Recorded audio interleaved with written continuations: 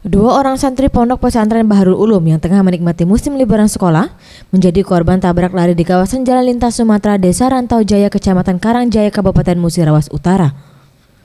Kedua korban santri tersebut yakni Rosi 15 tahun dan Bayu 15 tahun mengalami cedera patah kaki dan luka ringan.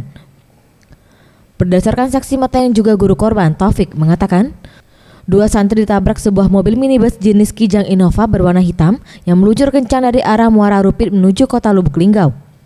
Dan tempat kejadian laka lantas tepat berada di depan pondok pesantren kedua santri.